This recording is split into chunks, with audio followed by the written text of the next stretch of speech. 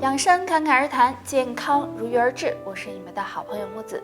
春天来了，万物复苏，也是生发阳气的季节。那俗话说，阳气不足，百病生。所以阳气不足的人，这时补阳气最好。今天木子给大家推荐2种食物，对补阳气有帮助。第一种，黑枸杞。黑枸杞是药食两用的食物，营养价值也非常高。黑枸杞中含有维生素和微量元素，尤其是锌元素，可以补肾气、生阳气。所以阳气不足的人，没事多吃点黑枸杞，既能养肝，还能助阳。第二种，韭菜。韭菜是常见的食物，经常用来炒菜。那韭菜又叫做起阳菜，对男人非常有好处。韭菜中含有挥发油、维生素以及蛋白质，有养肝益肾、补肾壮阳的功效。男人适当的吃一些韭菜，有助于提升体内阳气哦。所以大家要抓住春天这个好时候，多养阳气。没事多运动运动，或者晒晒太阳，对补充阳气都有帮助。血管分布在我们身体各个部位，它的健康也决定着身体的健康。若是出现血液粘稠、血管堵塞，就要抓紧调理。平时要少吃2种食物。高脂肪食物，这类食物不好消化和代谢，那经常吃会让血液中沉积脂肪、胆固醇，使血液变得更加粘稠，严重的还会引起血管堵塞，所以要少吃。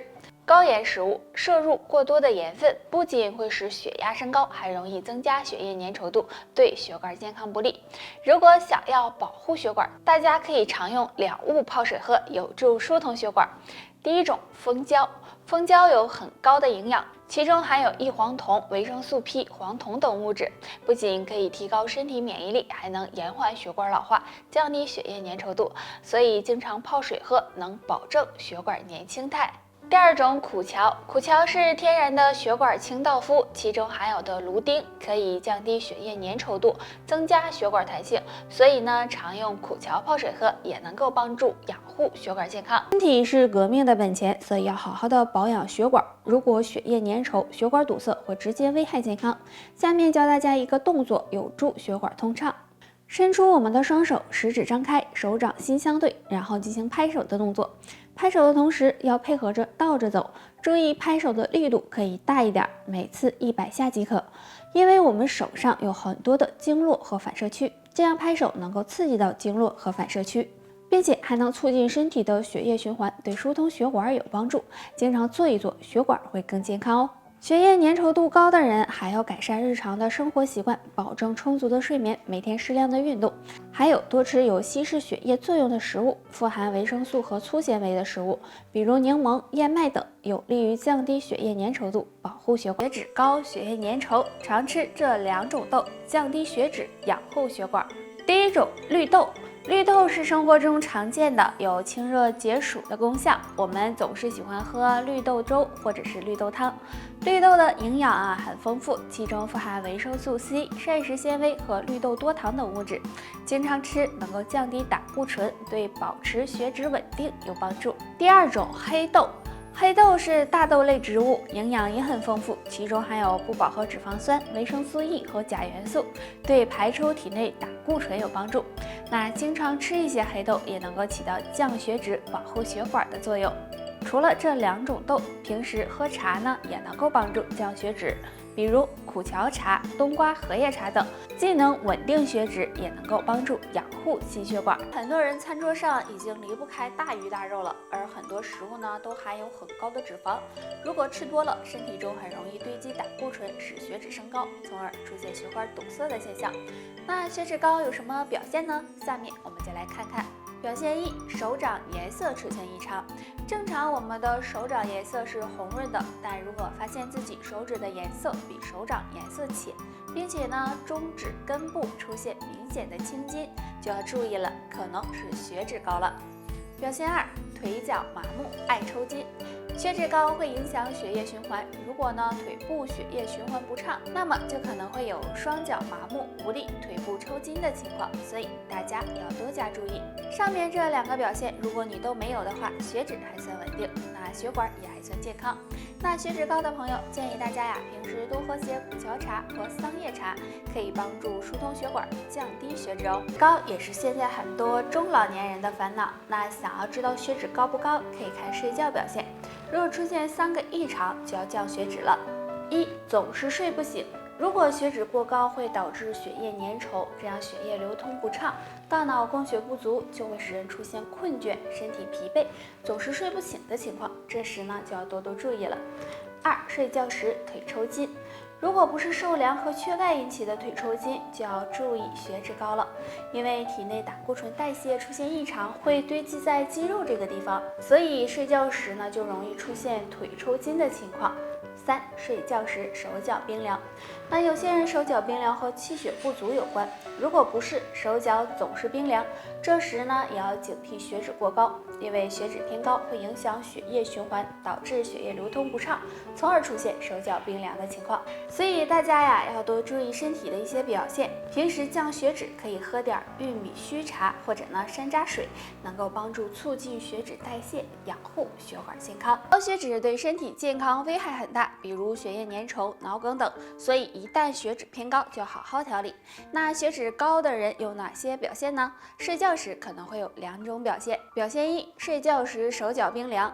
正常情况下，我们的手脚呢应该是温暖的，但如果血脂偏高，那么会影响血液流动，手脚又处于人体的末端，这样呢就会有手脚冰凉的情况。若你没有的话，说明血脂还算稳定，血管还算健康哦。表现2，睡觉时腿抽筋。有时候腿着凉了，容易出现抽筋的情况，但如果不是，睡觉时出现腿抽筋的情况，就要警惕是血脂高了，因为血脂高会导致体内胆固醇代谢异常，这样呢集聚在肌肉里，就会引起腿部抽筋，所以大家要多注意。那如果不想血脂升高、血管堵塞，大家平时注意呢，多喝水，少吃油腻、辛辣刺激的食物，多到户外运动，或者经常喝点苦荞茶和玉米须茶，有很好的通血管、降血脂的作用。年龄增长、不爱运动、饮食不当，这些都会造成血液粘稠，而当血液粘稠、血脂高了，会导致血管堵塞、三高等问题，对身体健康不利。那该怎么办呢？不妨尝试下面这2种食物。第1种，苦荞。